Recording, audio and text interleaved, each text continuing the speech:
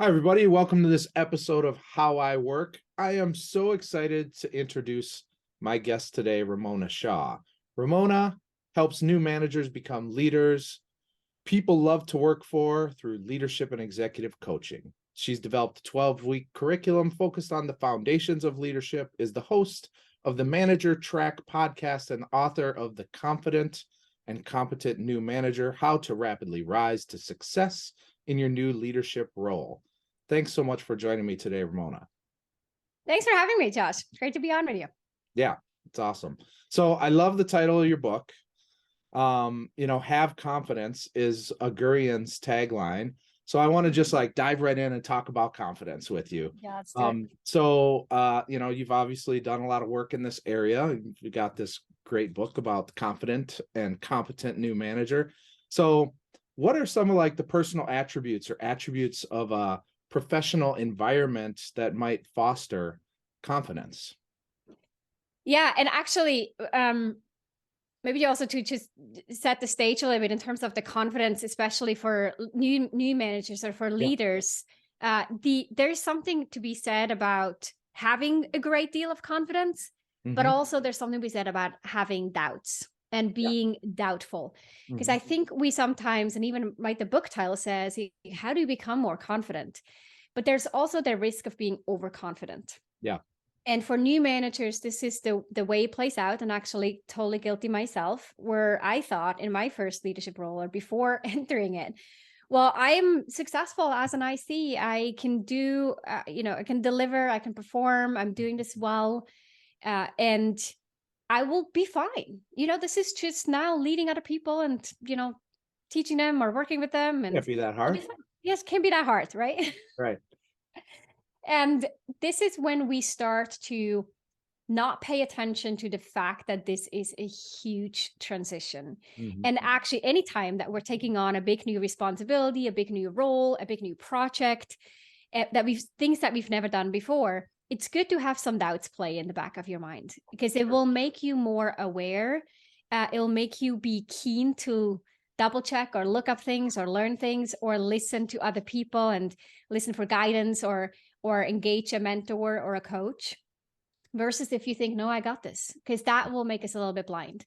And I think, for me personally, I definitely had this sense of overconfidence. And this is something I see with new managers all the time, where they start the role, they think it's going to be okay, it can't be that hard. And then sooner or later, they run into these situations where they think, wait a second. Yeah. That's why are there? Why is this not working? And why aren't they doing what I tell them to do? And why are they, not hearing what I'm saying? And why is this hard? And these are the moments when, when it then comes head to head, and oftentimes we wished, or they then wished, maybe I should have gotten a coach or should have done some leadership training earlier on. I could have maybe prevented some of this from happening. Yeah. And so I want to say that up front, as confidence, looking at it as a spectrum. We're not aiming for overconfidence. We're not aiming for constantly running into self-doubt. We're really looking for this healthy level of confidence. And also, which I think, doubt, right? Yeah, right. And I think the doubts will also elevate our self-awareness, because it makes us look inward. And then when we want to cultivate, to go back to, long-winded here, but go back to your question about how do we cultivate an environment of confidence? Yeah. So much of this is believing in other people. And them, not just believing them and keeping it to ourselves, but believing in them and letting them know, trusting them, telling them, hey, even if this goes south, I got your back.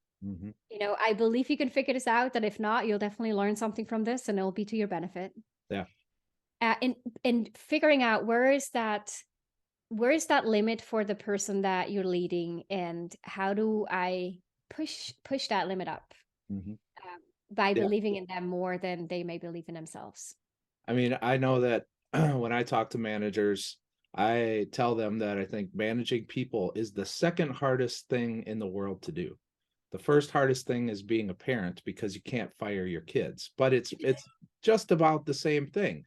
It's you have to be able to give them a little bit of latitude to make mistakes. You got to have some faith in them that, they are going to be able to take what you've taught them or what they know and like apply it effectively. You can't just be like, on top of them at all times. So I would say that like going from being like an IC to managing people, that's a big shift. And I don't think people are necessarily ready for it or understand how big of a shift it is, for sure. Yeah, and it's just like you highlight. I think it's for many people the biggest or one of the biggest transitions that they make in their careers, because it's not just a different responsibility; it is a complete flip in their mindset. The things that made them successful as an individual contributor, as an IC, are often the things that keep them stuck as a leader. Like in my personal case, being the person who gets stuff done is great as an IC. And then you start leading people, and all of a sudden that becomes the big thing that gets in the way of me being effective. Now all of a sudden delegation is more important than you actually getting stuff done, and like being able to like understand the skills and abilities on your team and be able to like delegate the right things to the right people that will feel like challenging to them but not too far out of reach for them, right? I think that there is something to like being able to understand, sure, there may be a few things that as a leader or manager I'm going to have to do myself, but more importantly, it is about like figuring out what is it that my people can do. And then pairing that with like the opportunities that exist that will like help them grow in their career and challenge them in their work. Yeah, 100%. And it actually, I'm going to tie this back into confidence too, because when someone who likes to get stuff done or has this sense of being seen as the go-to person, and then all of a sudden I find, even if I did delegate work to someone else, I find myself in a situation where I realize they're taking too long, it's not good enough, and I might have the urge to jump in. That's what we call being the superhero, jumping in, solving the situation, and then jumping back out. But whenever a superhero is at play, there's also a victim, right, standing right there. And the victim in that case then is my direct report, because the indirect message I just sent is, you weren't fast enough, it wasn't good enough, I didn't believe that you were able to solve it and that you were able to rescue the situation. So I kind of needed a superhero to come in, and that was me.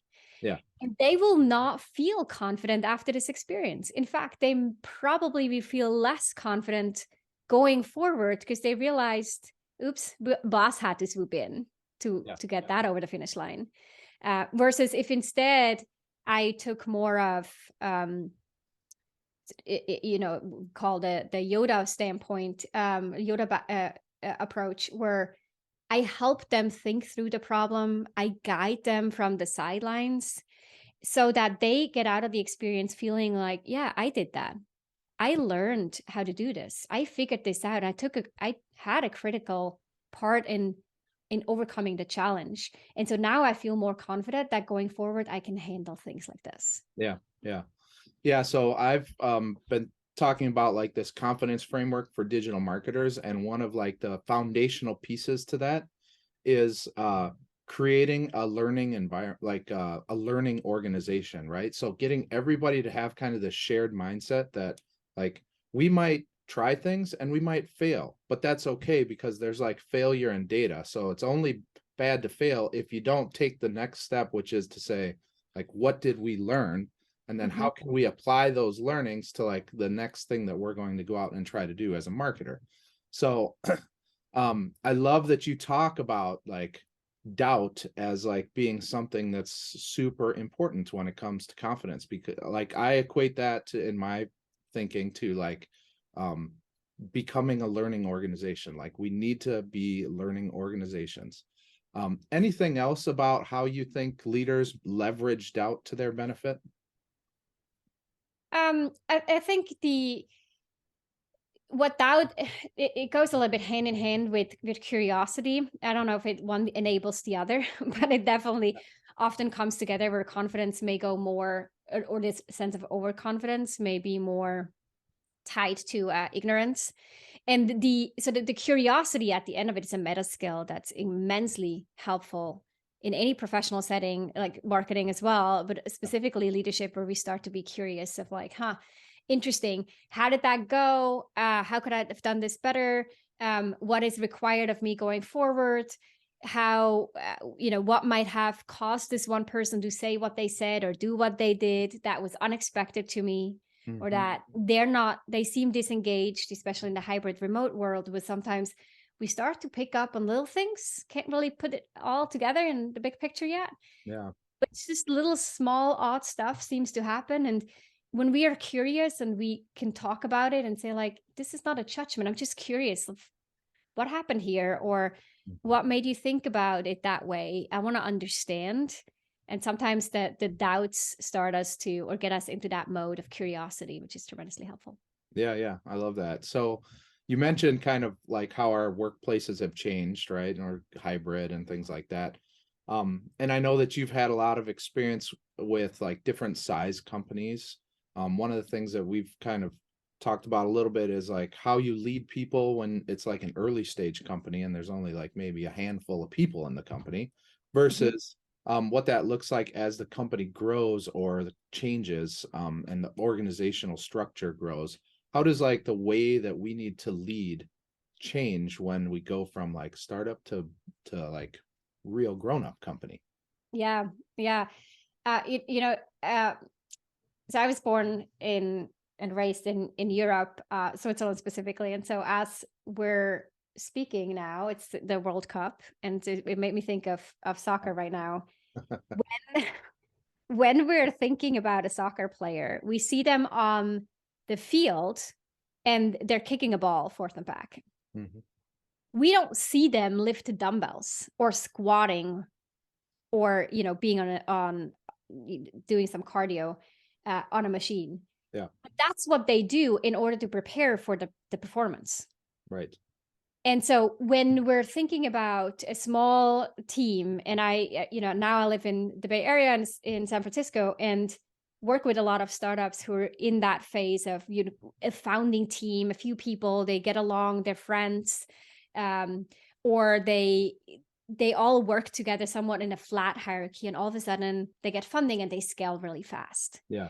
And so now at that time, or leading up to, actually, you want to ideally do this a little bit ahead of time before you scale, is to think about what are the muscles I need to train at the gym in order to then be prepared to perform while I'm on the field. Yeah. And the muscles that we need to train as leaders in order to prepare for scaling, that will then really come to show as the company grows. Those are the things such as having a really solid understanding of what are our values and our principles. And it's easy to forget about those because they somewhat are built in or natural in a small team. But the moment you start to hire at scale, you quickly notice that you don't know what you're hiring for if you're not clear on your values. Yeah. You don't know how to tell people or evaluate if a leader that you hire in from the outside matches your leadership philosophy if you don't have a leadership philosophy. Okay. Yeah. Right? So what do you stand for? What do you not stand for? What do you expect of the leaders in the company? That has to be defined. And has to be, it needs to be communicated. Right. And then flow into the hiring processes, the onboarding processes, the performance review process, and all of that, so that everyone's on the same page. So that's one aspect. And then the second part is, what are the systems? And I refer to this as, I talk about this in the book, developing your leadership system. This is like your method of how do you lead? What are the routines and the behaviors and practices you put in place? Right. In a marketing world, you may say, hey, every Monday or every Friday, we look at this dashboard. And this is how we evaluate what's going well and what's not working and what do we need to tweak next week, or we define our game plan based on that. So the practice of looking at the end of the day, looking at your dashboard, or Fridays you look at your dashboard, that's part of your system in how you manage a campaign, for example. So in leadership, you would look at, how do I hire, onboard, and then manage people on my team from the beginning to the end in a way that's thought out and somewhat methodical, in terms of, here is the performance review cycles that we have. Here we all have one-on-one meetings, or I as a leader choose to have one-on-one meetings. Here are the career conversations we want to put in place. Here's how we do goal setting. Here is how we how I think about stakeholder management. Here is how I communicate and create transparency from, the top down in terms of having team meetings or all hands. The cadence of these meetings, the tools that you use, all that flows, these frameworks that flow into a system. And in the beginning, it's a little scrappy and everyone kind of does it their way and you learn on the job. And then you start to get to the moment where it's like, okay, let's build the backbone. Let's go back to the gym. It's off season. Let's prepare and build up so that we have those resources in place, and then are ready to run. Yeah, I love that. I do think that a lot of it does have to do with like, values and understanding very clearly what those are, articulating what those are, and then like living by them, right? And that they shouldn't just be like these kind of big broad statements. We should be able to like define them in such a way that we can like teach them, that we can like review people based on them, that we can hold people accountable to them. So anyway, I love that you like start with like, it's all about a company figuring out what its values are, and then the transmission of those things through a system is what like grown-up companies do that maybe a startup company doesn't have to do, because hey, we're all buddies. Like we know each other's values because we like each other and we're kind of the same, right? Totally. Yeah. It's, it's funny when I just even when I hear myself talk about it, there's definitely the inner tension in me is like, if I was a leader in a startup, I feel like, oh my gosh, we don't have time for this. I'm very much like, my mind is performance based. And so I think about, and no, that's going to slow us down. Like it's all, nice work, but really where's the revenue? That's what matters. Yeah. But then, in my work, I see this day in and day out, how the cost down the road of not having done that, tremendous. Yeah. It's confusing for employees, lack of trust in leadership, wrong hires because there was misalignment and miscommunication. It's higher retention rates than needed because we hire people that aren't a good fit in general. A lack of consistency in terms of how teams are evaluated, and that then creates demotivation and disengagement.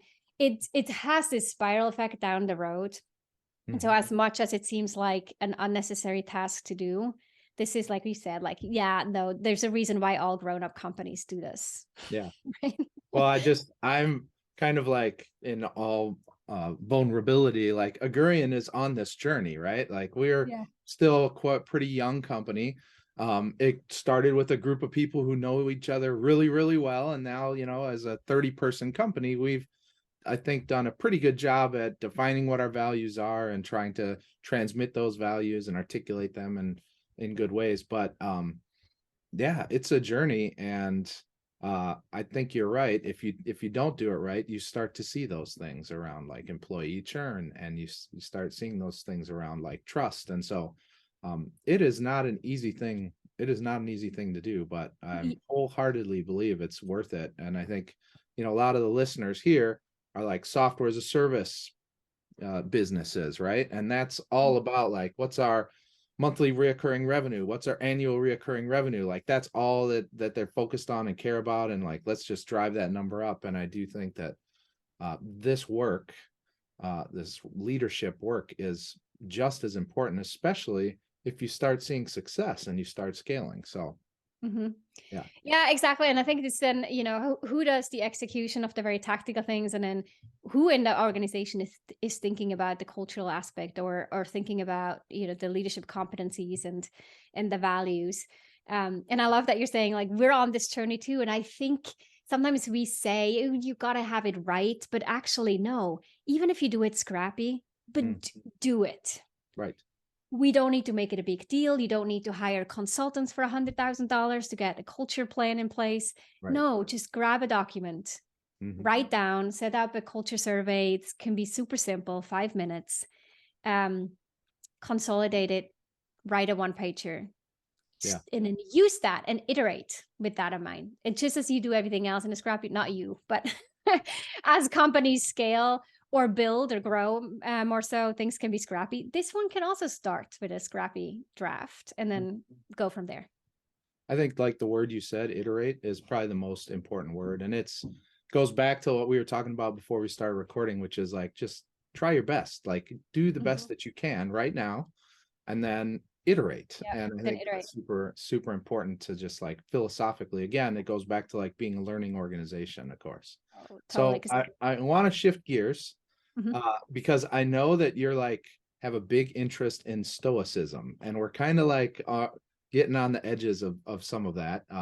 So you're even, I think, starting to writing a book about leaders who practice Stoicism. So I'm just interested and curious about that. So can you kind of first define what that is for the audience? And then second, tell us how you're kind of connecting the dots between Stoicism and leadership. Yeah, so Stoicism sort of had its origins in the Roman Empire, and I think Marcus Aurelius is probably the most common or well-known Stoic leader, and then it had a bit of a modern sort of revival. And Tim Ferriss is often stated as the person who introduced people to Stoicism. And there's also Ryan Holiday, who wrote many books on the topic. And I first started sort of being interested in the philosophy of Stoicism as a philosophy of life that's very tactical, or practical better. It's not about philosophizing and thinking about life and contemplating what's a good life. It's really about, how do I live by these virtues or values, as we would call them today, by these Stoic values. What does that mean to me, and how does that specifically show up in my day-to-day interactions with people, what I base my decision on, how I set up my life, and who I really want to be? And for me personally, Stoicism just really resonated as a philosophy that talks about being a good human, but also, and what's often overlooked, is really being caring and looking at community and being of support to the community and influencing people in a good way, and doing the right thing, not doing the easy thing, investing in gathering knowledge and increasing our level of wisdom over our lifetime, and so forth. And so I was really interested in it. And as I was personally building that interest in the knowledge on Stoicism, I also built and continued to develop my knowledge in the leadership development space. And it occurred to me over and over how the things that we teach when it comes to leadership development can directly be traced back to Stoic philosophy, and to things that these wise men at the time, or women, have said, and that we can read in books that were written or captured or based on words spoken thousands of years ago. Yeah. And we now package them and be like, this is the new thing. It's vulnerability, or it's, the 5 this and 5 that.